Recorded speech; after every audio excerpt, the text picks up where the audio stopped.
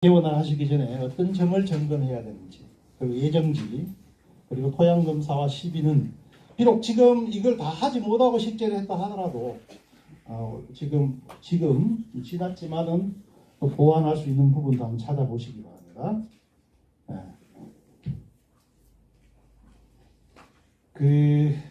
이런 얘기 좀 하고 넘어갈게요. 이거 옛날 지도예요. 옛날 우리나라 어떤 곳에 개원 예정지, 체리 예정지로서 적합한가에 대한 얘기를 하고 있는 거예요. 첫째는 좀 이렇게 따뜻한 곳, 영하 20도 이하로 떨어지지 않는 곳. 물론 지금은 추위에 강한 대목들이 많이 도입이 됐습니다. 그죠? 옛날에 솔직히 요거는 콜트 대목이라고 들어보셨죠? 콜트 대목. 콜트 대목이라고 이 추위에 강한 내한성이 강한 대목이 우리나라의 국내에 들어오기 전에 지도인 것 같아요. 그래서 이쪽으로 요 부분. 어제 제가 음성 갑산체리 마을이라고 하세요? 거기서 강의를 했는데 지금 재배를 하고 있으세요. 여기서도 영하 20도 이하로 떨어지는 곳에서도 실질적으로 재배를 하고 있습니다. 콜트로 옛날에 심었습니다. 뭐 20년 된 나무도 있어요. 19년 됐다라고요. 근데 그분들이 하시는 말씀이 있어요. 이게 꼭 나무가 추워서 동해를 입어서 터져야만 동해가 아니라 꽃눈이 동해를 입는 것도 그 못지않은 피해다. 이런 말씀을 하시더라고요. 그래서 그분들도 이제는 조금 그 지역에서 추위에 약한 대목을 심는 거에 대해서는 좀 주저하시는 신중한 그런 상황. 이걸 뭐 참고적으로 지금은 뭐 추위에 강한 대목들이 많이 들어와 있기 때문에 뭐 크림스크 대목이라든지 그러니까 크게 요 지도는 지금은 큰 의미가 없는 것 같아요. 자, 너무 추워도 안 된다. 두 번째, 늦서리 동해 피해가 적은 곳이면 좋다. 늦서리. 제가 한 5년 전에 새벽에 불을 피우던 모습입니다. 전통적인 방법이죠. 그죠? 추위, 그죠? 영하로 떨어지게 되면 보통 3도 이하로 떨어지게 되면 동해를 입는데 왕개를 태운다든지 장작을 태운다든지 옛날에는 그랬어요. 자다가 일어나서. 그렇죠? 제가 요 날짜가 경북 영덕에서 4월 9일로 기억을 합니다. 4월 9일. 약 3.6도 정도 떨어졌습니다. 영하로. 그래서 냉해를 입었던 기억이 있는데 또 이제 이런 방법, 전통적인 방법이 있고요. 또 이제 이런 식으로 약간 좀 더 과학적인 방법. 이건 어디냐면요. 경북 청도라는 곳에 있는 사자농원, 사과 농장으로 알고 있습니다. 미세살수죠. 미세살수. 자, 추워진다는 예보가 나왔을 때 어떻게? 미리 미세살수를 하는 거죠. 그래서 미리 얼려버리는 겁니다. 반드시 그런 건 아니지만 보통 영하 예를 들어 3도로 떨어진다라고 했을 때 이 얼려버리면 몇 도죠? 얼려버리면 몇 도입니까? 0도죠. 0도. 그죠? 그래서 간혹 이렇게 묻는, 이거 얼려버리면 나무 죽는 거 아니에요? 라고 묻는데 특히 블루베리 농사를 짓는 분들은 이게 잘 알고 계세요. 이게 찬바람이 불고 많이 추워지면 어떻게? 미리 물을 뿌려서 얼려버리죠. 쉽게 말하면 따뜻한 코트를 입히는 거나 마찬가지예요. 근데 이것도 피해가 없는 건 아닙니다. 어떤 피해가 있을 수 있냐면요. 참고로 알고 계세요. 그러나 큰 피해는 있지 않기 때문에 이게 이제 아침에 해가 뜨지 않겠습니까? 그죠? 온도가 확 올라가겠죠. 올라가면서 물방울, 꽃눈에 맺혀 있는 물방울이 증발하면서 꽃눈을 말려버리는 그런 역효과도 있습니다. 그러나 암술이 타버리는 그런 피해에 비하면은 약한 정도겠죠. 그리고 이제 이건 뭡니까? 이건 뭐죠? 바람개비, 방상팬이라고 얘기하는데요. 방상팬. 여기 예산 어떻습니까? 이거 설치되어 있습니까? 이거 합니까? 안 합니까? 제 지역에서는 사과농사 하시는 분들 보조사업을 많이 하고 있어요. 예산도 많이 하고 있죠. 하고 있습니다. 맞습니다. 이 원리는요. 이 원리는 간단하게 우리가 보통 지상에 영하 3도 정도다라고 하면, 그죠? 이 지면에 영하 3도면은 지상 한 10m, 15m 상공은 영상이라고 한다. 영상. 다시 말하면 위에 있는 따뜻한 공기를 선풍기로 대류시켜 주는 거죠. 그래서 주로 이제 바람이 흐르지 않는 잠잠한 시간, 이런 곳에 피해가 많이 나타나는데요. 근데 이제 이것도 단점이 뭐냐? 지상도 영하로 떨어져 버리는 이것도 방법입니다. 그래서 비용에 비해서 효과에 대해서는 아직까지도 좀 더 가까이서 찍은 사진이다, 그죠? 요거는 좀 더 가까이 찍은 사진. 이런 원리입니다. 미스트. 어떤 방법이 더 좋은 방법이냐라는 지금 계속 실험을 하고 있기 때문에 그 결과는 곧 나오리라고 봅니다. 저는 사실 개인적으로는 이 방법이 가장 현실적이지 않을까라고 생각합니다. 유효토심 1m. 유효토심. 다시 말하면은 토양 속에 수분이라든지 영양분이라든지 공기라든지 이런 게 1m 정도는 뿌리가 뻗어나갈 수 있는 공간이기 때문에 잘 이렇게 땅이 갈려 있었으면 좋겠다라는 그런 의미입니다. 그리고 또 특히 우리나라는 뭐요? 여름철 장마가 있죠. 그죠? 우리 눈에는 안 보여요. 그렇지만은 항상 이 장마철이 되면 지하 수위가 올라와서 우리 눈에는 보이지 않지만 나무가 뿌리가 겠습니다. 피해를 입죠. 여기도 이제 우리 예산에도 사과 농사를 많이 지으시니까 이런 나무 보셨죠? 장마철 지나고 난 뒤에 얘가 갑자기 장마가 끝났어.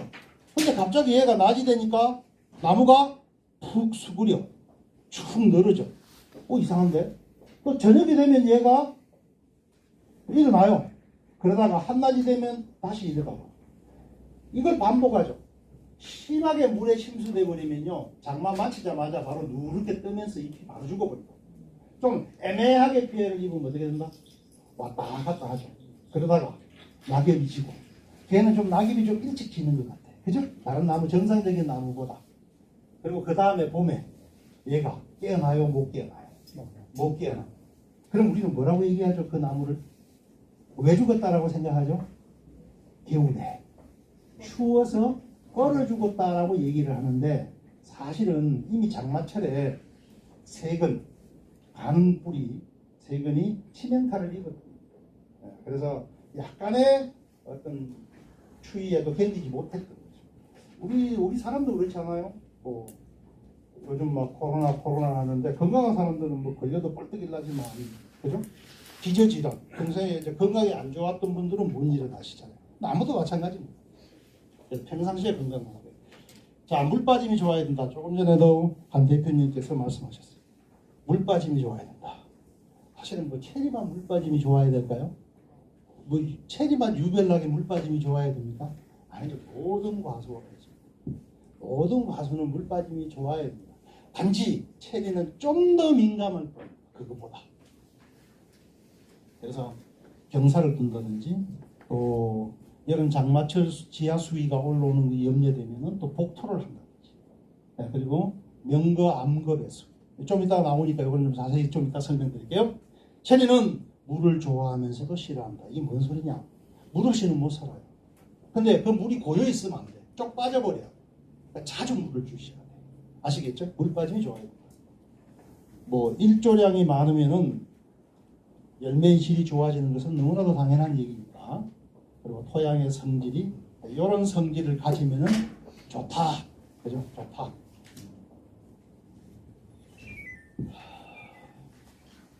저기 올봄에 심으신 분, 올봄에 심으신 분 손 한번 들어보세요. 올봄에 심으신 분. 어느 정도 나는 예정지 만들기에 만족한다. 애매하게 했다. 애매했다. 어떤 부분에서 애매했는지 같이 살펴보면서, 또 그러면 이미 심겨져 있는데 어떤 보완책이 있을 수 있을까? 요거에 대해서도 중요한 것은 그런 거죠. 우리가 지금 현재 할 수 있는 최선의 방법이 중요합니다. 물꺾기. 이 말은요, 물 끊기라는 말입니다. 물 끊기. 그리고 유효토심을 아까 1m, 최소 1m를 확보해야 한다고 했죠. 물꺾기라는 말은 무슨 말이냐면요, 이게 내 땅이 예를 들어서 야산하고 붙어 있다. 그러니까 예를 들어서 야산하고 쭉 이어져 있는 거예요, 내 땅이. 근데 눈으로 보기에는 별 탈이 없어. 근데 사실은 그 표면 속으로 물이 엄청나게 스며들고 있는 거예요. 어떻게 해야 돼요? 끊어야 돼요. 끊어야 돼요. 깊이는 50 갖고는 안 돼요. 50 갖고는 안 돼요. 네. 최소한 1m에서 1.5m로 파버려요. 그래서 실제로 절개를 하고 나면요, 그 부분을 절개하고 나면요, 우리가 좀 뭐 좋은 예는 아닙니다만은 여기 비었을 때 피가 스며 나오듯이 끊임없이 물이 스며 나옵니다. 그래서 내 땅으로 들어오고 있었던 거예요. 왜 나무가 이렇게 비실거릴까? 다 이유가 있어요. 그래서 확실하게 내 땅 주위를 완전하게 고립시키고 됩니다. 물로 필히 그 작업을 하셔야 돼요. 옆 땅과의 접경지도 마찬가지죠. 옆 땅하고의 접경지도 마찬가지입니다. 옆 땅하고 붙어 있어. 그럼 어떻게 분리시키죠? 특히 논일 때 옆 접경지가 이럴 때는 물기가 많은 접경지는 꼭 이렇게 끊어주셔야 된다. 토양검사 하셔야 됩니다. 선생님 토양검사 하셨어요? 심기 전에 토양검사 받아보셨습니까? 너무 비싸요. 토양검사. 그죠? 너무 비싸요. 우리나라 토양검사비는 너무 비싸요. 여기 예산은 얼마인가요? 기술센터에서 무료로 해줘요. 무료로 해줘요? 기술센터에서. 예산은 무료로 해줍니까? 이야. 다른 데는 다 해줘요. 해줘요? 네. 전 세계에서 유일하게 우리나라에서만 토양검사비를 무료로 받아요. 무료입니다. 미국은 100달러. 토양검사를 하나 받으면요 11만 원 정도의 비용이 들어갑니다. 우리가 생각하는 동남아시아 좀 이렇게 어렵게 사는 나라에서도 3, 4만 원 합니다. 그러면 상대적으로 우리 돈으로 그러니까 굉장히 비싼 거죠. 네, 어찌 보면 그런 면에서는 우리가 좀 혜택을 보고 있는 거예요. 반드시 받아보셔요. 지금이라도 받아보세요. 아시겠죠? 보름 뒤면 결과 나옵니다. 반드시 받아보십시오. 나중에 이제 어떤 결과지 형태로 나오는지 그것도 여기에 샘플이 있으니까 보실게요. 그래서 유기물을 넣어야 되는 겁니다. 그리고 난 뒤에 그걸 바탕으로 간혹 이렇게 말씀하시는 이야 그거 하나도 안 맞더라. 안 맞더라. 그냥 여기 한 필지 내에 저기에 산도는 뭐 4고 저기는 뭐 6이고 들쭉날쭉 안 맞더라. 내 땅에서 이렇게. 그리고 유기물도 다를 수 있죠. 그래서 어떻게 여러 군데 채취합니다. 그래서 평균을 내는 거죠. 평균. 그래서 덮어놔놓고 투입하는 게 아니고 막 대충 이만큼 닦아 넣으면 안 되겠나 이게 아니고 정확하게 받아보시고 과학연구 아닙니까? 그죠? 과학연구. 이거 꼭 받아보셔야 됩니다. 보니까 한 3년에 한 번씩 받아보는 게 바람직하다라고 이런 자료를 제가 본 적이 있는데 저도 뭐 그렇게는 못합니다. 하여튼 안 받아보신 분들은 꼭 받아보시고 투입하기 전과 후는 반드시 해보셔야 되겠죠. 어느 정도 개선이 되었는지. 그거는 무료 아닙니다. 그래서 그걸 바탕으로 뭐 토양 살균 살충제를 또 용성인비를 얼마만큼 집어넣을지 적해고토는 얼마나 넣을지 또 뭐 미량 원소, 다량 원소는 얼마를 투입할지 그걸 바탕으로 해서 투입하라는 거죠. 그러니까 눈찜작으로 내 짐작대로 하는 것이 아니고 우리 전통적인 그 재배는 어떻습니까? 뭐 작년에 뭐 한 여기 뭐 한 2트럭 넣었으니까 올해도 2트럭 이렇잖아요. 이게 아니고 그 질소 과다로 인한 피해는 질소가 영양분이 부족해서 일으키는 피해보다 훨씬 더 큽니다. 우리는 너무 많이 줘서 너무 많이 줘. 그래서 투입할 때는 항상 과학적으로 녹비식물을 심으면 좋습니다. 수단그라스. 근데 내가 예를 들어 토양의 통기성이라든지 또 이렇게 유기물이 좀 부족한 것 같아서 지금 심지는 마세요. 심어 놔놓고 수단그라스를 심지는 마십시오. 저도 처음에는 그렇게 막 원했어요. 근데 문제가 있더라고요. 얘들이 키가 엄청 크죠. 제때 이렇게 비워주지 못하니까 과원이 너무 습한 거예요. 특히 막 7, 8월 되면 장마철 되면은. 그래서 나무를 체리 나무를 심기 전에는 괜찮은데 심고 난 뒤에는 조금 정말 부지런할 자신이 있으면 심으시고. 그리고 헤어리 배치. 이제 여기를 이제 계시지만 전국에 우리 체리 재배인들의 커뮤니티가 있어요. 그 서로 소통하는 그런 모임이 있어요. 예, 그래서 나는 우리 지역에서는 이걸 써봤더니 좋더라. 나는 이 약을 썼더니 좋더라. 내가 모든 약재를 써볼 수는 없잖아요. 그렇죠? 그러니까 다양하게 테스트한 결과를 올려놓으면 우리가 참고를 하는 그런 네트워크가 있어요. 뭐 앞에가 있어요. 이제 저기 헤어리 배치를 썼던 분의 장단점이 이제 몇 년을 써본 결과 이 헤어리 배치가 좋긴 한데 어떤 문제가 있느냐. 그래서 이거는 권하고 싶지 않아요. 6월달이 되면 6, 7월이 되면 헤어리 배치는 어떻게 됩니까? 말라 죽죠. 그때 이제 수명이 다 하는 거예요. 얘는. 그러다 보니까 그때 말라 죽으면서 그 헤어리 배치에 붙어있던 진딧물이 갈 데가 없으니까 어디로 온다? 체리 나무 위로 올라오더라는 거죠. 그래서 이건 안 했으면 좋겠다 라고 이렇게 의견을 내더라고요. 뭐 해본 사람의 의견이니까. 다음엔 뭐 호밀 그냥 밀입니다. 밀. 호밀이나 밀이나 뭐 식물학자가 같다라고 얘기하면 짜증낼지 모르겠지만 제 눈에는 그냥 같은 걸로 보입니다. 보통 가을에 파종을 하죠. 가을에. 10월 중순이나 10월 말쯤 파종을 하는데 이게 수확이 목적이 아니라 토양 속의 유기물 내지는 통기성을 위해서 심는 거라고 한다면 봄에 심어도 상관없습니다. 개시는 제대로 안 되겠죠.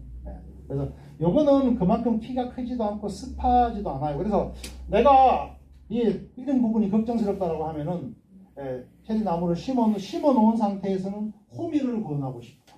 호밀을. 또 강원도에 가면요. 근데 이 호밀이요. 정말 여리게 생겼잖아요. 그냥 밀처럼 열이잖아요. 근데 뿌리가 세상에 얼마를 들어간다? 1m? 어떻게 하세요? 아니 어떻게 하셨어요? 배우셨어요? 네 맞습니다. 1.1m를 들어갑니다. 그 뿌리가. 그러니까 걔가 들어갔다가 결국은 막 뿌리가 말라 죽을 거 아니에요. 그 공격이 생긴다. 그렇죠? 강원도 가면요 옥수수도 많이 심어요. 옥수수도 많이 심는 뭐 여기 같으면은 제가 볼 때는 호밀을 권하고 있습니다. 제 여기는 자 유공간 묻어야 되느냐? 말 많고 탈 많죠. 유공간 묻어야 되느냐 말아야 되느냐? 묻어야 된다. 묻어야 된다. 저도 전적으로 공감입니다. 가령 이런 경우가 있어요. 제가 이렇게 예정지를 보러 다니고 제 생각은 10곳 중에 2곳은 저도 애매한 곳이 있습니다. 그래서 농원주께 그렇게 말씀을 드려요. 알아서 하십시오. 이 정도 땅 같으면 알아서 하십시오. 그러나 묻으면은 그 투입되는 비용에 비해서 효과는 훨씬 더 뛰어나니까 안 묻을 이유는 없죠. 그런 데가 있어요.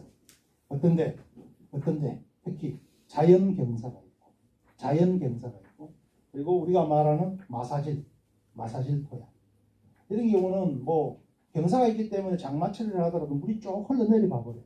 고이거나 그런 일치 없기 때문에. 그래서 꼭 이렇게 매설을 하지 않고 심어야 될 상황 같으면 그걸 묻지 않는 대신에 좀 대안을 드립니다. 그 대안은 뭘까요?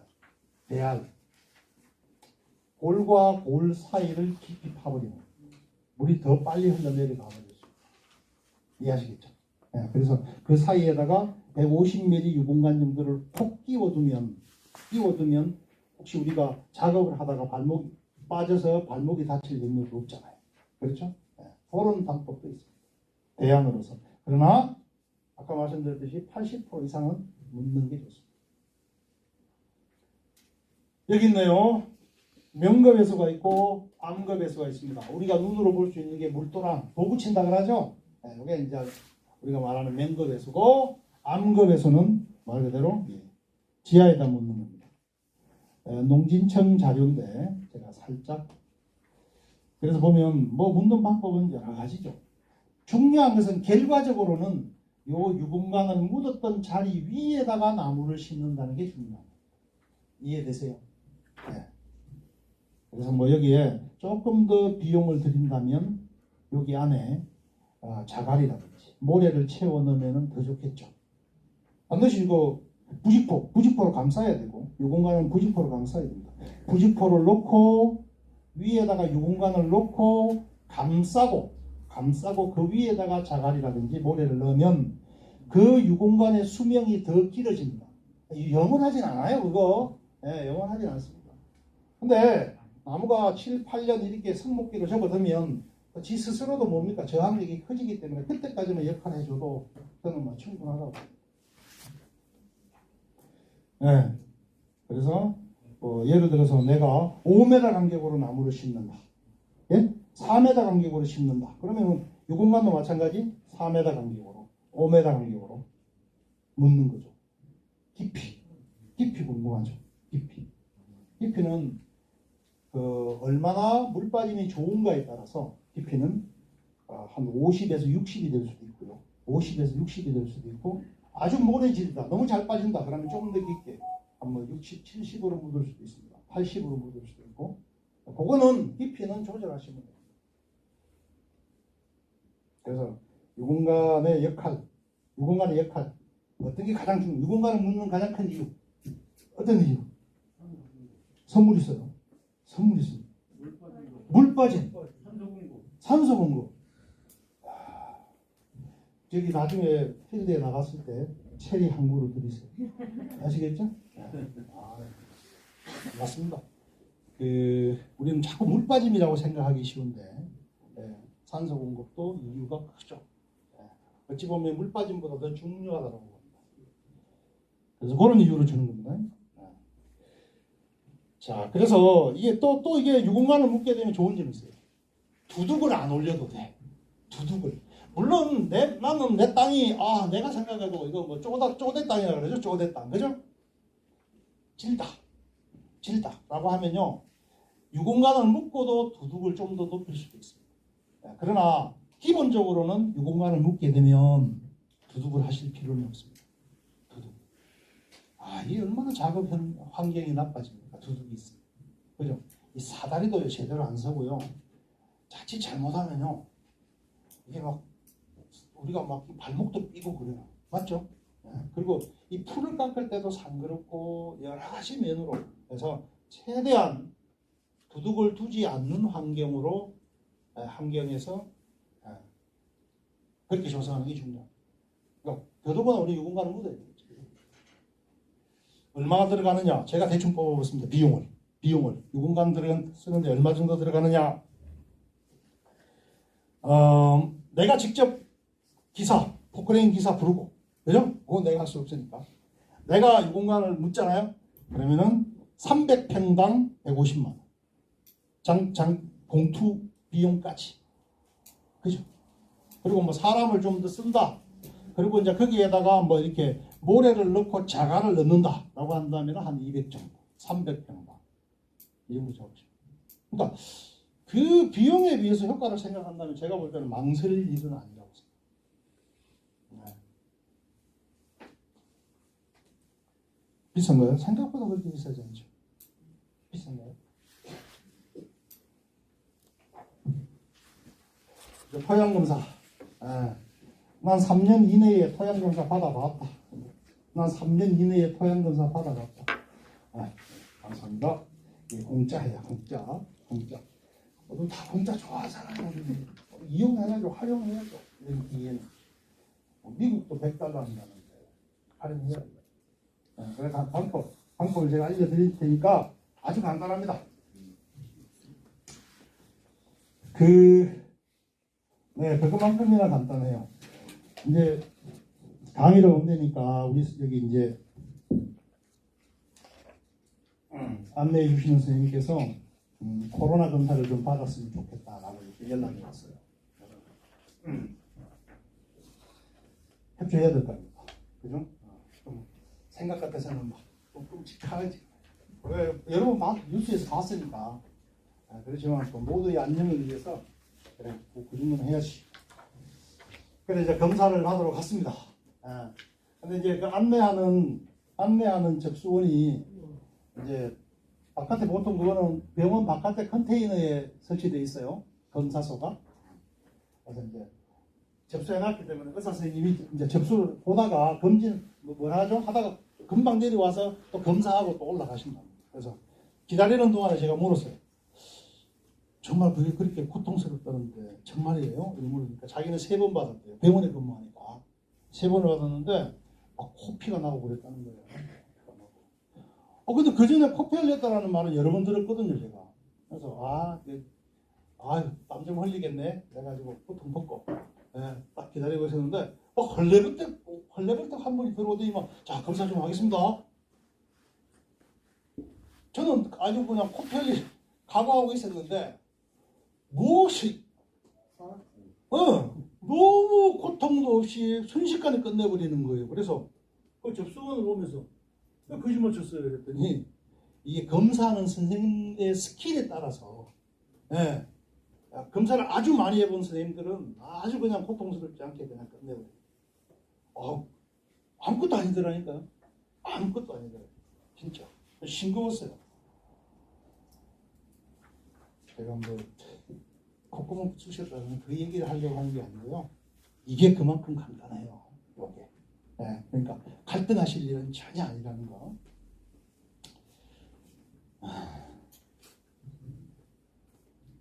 자, 토양 시료를 채취합니다. 채취하는 방법이 있어요. 토양 시료를 채취합니다. 자, 예를 들어서 내 땅이 1000평이다. 그러면 최소한 10군데에서는 채취를 해야 됩니다. 10군데에서는 채취를 해야 됩니다. 왜? 채취 장소가 많으면 많을수록 정확도는 어떻게 해요? 올라갑니다. 그래서 결론은 음성이에요. 음성. 그러니까 혹시 제가 칩 튀고 얘기하는데 그거 생각 안 하셔도 돼요. 10군데 이상에서 채취하십시오. 귀찮더라도 15cm 깊이에서 많이 뜨지 말고 그 10군데의 합이 적으면은 500g, 많으면은 1kg 정도 무게가 되도록. 티끌이라든지 이렇게 잔돌은 걸러내면 좋겠죠. 그래서 그 흙을 갖다 드리면 이런 식으로 시료 조제를 합니다. 그냥 예를 들어서 뭐 젖은 흙 같으면 말려서 해야 되겠죠. 이런 거. 근데 요거는 우리가 하면 안 돼요. 특히 흙을 퍼가지고 햇빛에 말리면 안 돼요. 그늘에 말려야 됩니다. 그냥 귀찮으니까 그냥 퍼서 갖다 드리세요. 봉투에다가 대신 뒤에 보면은 뭘 적으라는 내용이 나와 있어요. 갖다 드리면은 한 보름 정도 걸립니다. 검사가 밀려 있을 때는 한 달 정도가 걸릴 수도 있어요. 그래서 분석을 하고 나면 흙토람이라고 하는 방대한 우리나라 그 토양검사 사이트가 있어요. 거기에 올라갑니다. 그래서 혹시 내가 토양검사 받았던 그 결과서를 잊어버렸다 하더라도 그 사이트로 들어가면 내가 언제 어떻게 받았다는 내용이 다 뜹니다. 통합적으로 관리를 하고 있습니다.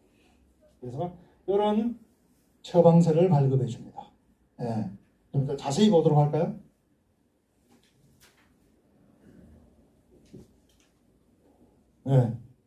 자, 토양에서 이물질은 제거하고요. 깊이는 약 15cm 정도. 15cm 정도에서 조금 전에 제가 설명드렸던 거죠. 여러 군데에서 채취할수록 정확도는 높아진다. 이런 겁니다. 채취하는 방법도 다양해요. 우리 같으면 어떻게 해요? 자, 우리 회장님 같으면 앞에 방 A 방법, B 방법 어떻게 더 정확할까요? B. B로. B로 하면 이제 더 정확할 것 같은데 A가 더 정확하다네요. 그렇게 얘기가 돼 있어요. 그래서 과연 그럴까 싶은데 제가 볼 때는 어떤 것도 무방하겠죠. 중요한 것은 여러 군데서 채취한다. 그러면 이제 여기에 보통 우리 지자체마다 이거 적어 넣어야 될 내용이 다 달라요. 필지는 기본적으로 들어가야 되겠죠. 그죠? 예를 들어서 화택을 채취해가지고 우리 집 마당가라고 이렇게 해버리면 완전히 다르게 나오겠죠. 정확해. 필지. 그래서 여기 보면 뭘 심을 거냐, 언제 채취했느냐 이런 내용이 적혀 있는 게 있어요. 지자체마다 이 봉투는 조금씩 다 달라요. 예. 그냥 집에 있는 지퍼백 있죠. 아니, 이렇게 말하면 나중에 이 센터 요거도 먹으려나? 지퍼백에다가 담아가지고 봉투에다가 담기 전에 내 인적 사항이라든지 이런 거 다 적고 뭐 심을 거다 하고 이렇게 적어가지고 담아서 그냥 받아들이면 돼요. 저는 그렇게 했어요. 네. 뭐 이렇게 복잡하게 이 어느 지역인지는 제가 모르겠는데 시료봉투 그렇게 하시면 됩니다. 그러면 이제 이런 결과서가 나옵니다. 예. 뭐 땅 검사한 필지의 산도가 나오죠. 그리고 유기물의 양이 나오고 그리고 또 이게 뭐요? 뭐 인산, 칼륨, 칼슘, 마그네슘, 밀양 원소, 다량 원소가 어느 정도 포함되어 있는지 이런 게 다 표시가 됩니다. 정확해, 굉장히 과학적이에요. 나름. 그래서 보면 여기 보면은 뭘 얼마만큼 집어넣으시오. 뭐 태비 종류 같으면은 뱃집을 집어넣을 거냐, 우분을 넣을 거냐, 돈분을 넣을 거냐, 개분을 넣을 거냐. 이런 내용까지 다 이렇게 적혀 있어요. 근데 이런 분도 봤어요. 태비 종류가 있잖아요. 태비 종류가 요 중에 한 가지만 넣는 거예요. 그죠? 한 가지만. 이걸 다 넣는 걸로 봤어요. 이걸 다 넣어버립니다. 다 넣어. 이거 어떻게 되겠어요? 다 넣어버리면. 장갑하죠. 요 중에 하나만 넣는 거예요. 그래서 요걸 바탕으로 해가지고 또 미량, 다량, 원소도 결정하십니다. 유기물의 양이라든지. 네? 체리에는요. 체리에는 제가 이제까지 알기로는 개분이 가장 좋은 걸로 알고 있습니다. 개분이. 근데 개분 뭐 돈분이라든지 우분보다는 개분이. 근데 이제 좀 더 근본적으로 우리가 예정지 관리를 하잖아요. 내가 체리 심어야 되겠다 해가지고 당장 그냥 막 대충 갈고 갈아갖고 하는 거 아니에요. 우리 보통 예정지를 얼마 동안 관리해야 된다. 예정지는 최소한 몇 년? 1년. 1년은 예정지를 관리해야 된다. 내가 체리를 심고 싶다 이러면은 올 가을에 심고 싶다 하면 올해 지금부터 관리를 하는 거예요. 물 빼고 아까 도구 치는 것부터 시작해가지고. 예. 저는 어떤 질소 성분이 들어있는 죽분보다는 저는 만약 우드칩을 구할 수 있다면 우드칩이 뭔지 모르시죠? 특히 잡목 파쇄한 거. 생 잡목이 아니라 좀 이렇게 어느 정도 발효 시킨 우드칩이 있어요. 그걸 넣고 장비로 한번 뒤집어주고 그리고 가을이나 다음에 봄에 심는다면 저는 최고의 유기물뿐만이 아니라 산소 공급 여러 가지 면에서 최고의 방법이라고 생각합니다. 물론 우드칩 외에도 볏짚이 있을 수도 있어요. 볏짚도 아주 좋아요. 볏짚. 그래서 뭐 이거는 어찌 보면은 우리가 질소가 들어있는 죽분은 그거죠. 우리 좀 다른 데 비하면 좀 속효성이라고 봐야 되겠죠. 빠르게 효과는 나타나되 길게 내다 보면 그러나 우리 현실적으로 다 그렇게 하고 있죠. 우드칩을요. 네. 아직 심지는 안 했는데 심을 거거든요. 비가림에서. 네. 그럼 지금 올해 넣고서 그걸 로타를 쳐가지고 하면은 그 발효 현상에서 뿌리가 괜찮을까요? 그래서 제가 조금 전에 말씀드렸죠. 생게 아니고 어느 정도 발효 좀 된 거.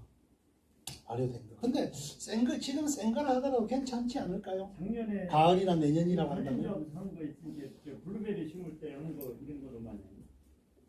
네, 그런 거면 훌륭하죠. 근데 블루베리가 하나 조심해야 돼요. 블루베리는 어떤 걸 쓰죠? 나무를? 소나무를 쓰죠. 그거는 좀 조심하셔야 돼요. 소나무는. 왜죠? 왜 소나무를 조심하셔요? pH를 높이죠. 아니 산도를 높이죠. 그죠? 산도를 높여주는 그런 역효과가 있을 수 있어요. 그래서 제가 잡목이라고 말씀드렸죠. 잡목이 좋습니다. 참나무. 버섯 배지도 좋아요. 표고버섯 썼던 배지 있죠. 표고버섯 그런 거 갈아서 넣으면 아주 좋습니다. 시간이 좀 걸리죠. 근데 우리가 보통 뭐 나무 심는데 1년 생각합니까? 아니죠. 그냥 뭐 마음 딱 생각나면 그래 하자. 바로 그냥 갈아 심자. 그러면요. 네. 그거 이제 소나무를 지금 다 베어서 캐고 소나무 갖다 심는 데가 산도가 높여지기 때문에 위험하네 이것도. 산도를 많이 네. 있을 테니까. 그렇죠. 소나무는 좀 피하시는 게 좋습니다. 소나무는 예를 들어서 뭐 잡목 속에 소나무가 좀 들어있는 건 괜찮겠지만 소나무만을 쓰는 것은 제가 좀 그때는 말려주세요. 소나무를 한 10년 길었다 다 비고서 거기다 채지 심으려고. 아 소나무 있던 자리에 제가 볼 때는 아마 제가 볼 때는 최소한 1년은 예정지 관리해가지고 심어야 될걸요. 소나무가 심겨있던 자리는 토양을 굉장히 척박하게 만듭니다. 토양을. 원래 그 산도가 그죠? 산도가 높을 수밖에 없겠죠. 그죠? 그래서 좀 중화시켰어.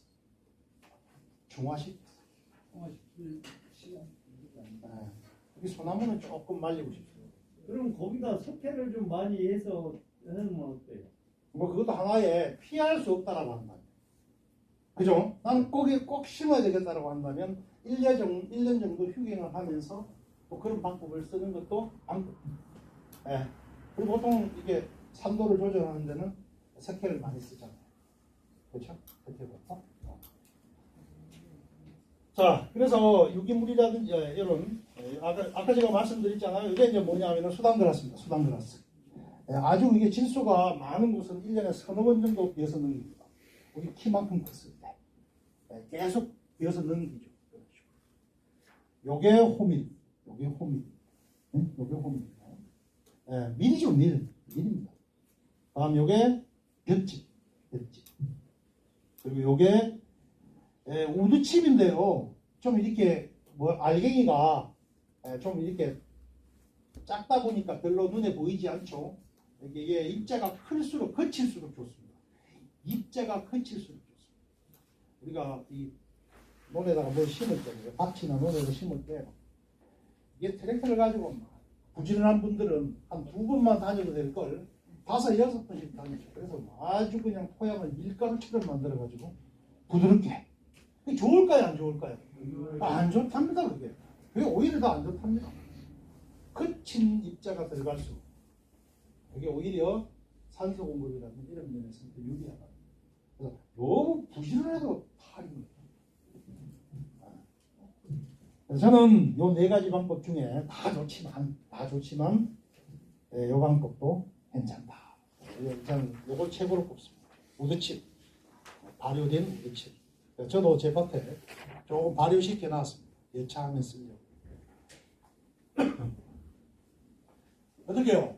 좀 쉬었다 해야 되겠죠? 예, 명강사에 기본 요건이 있습니다. 2가지죠. 쉬는 시간을 자주 준다. 일찍 마친다.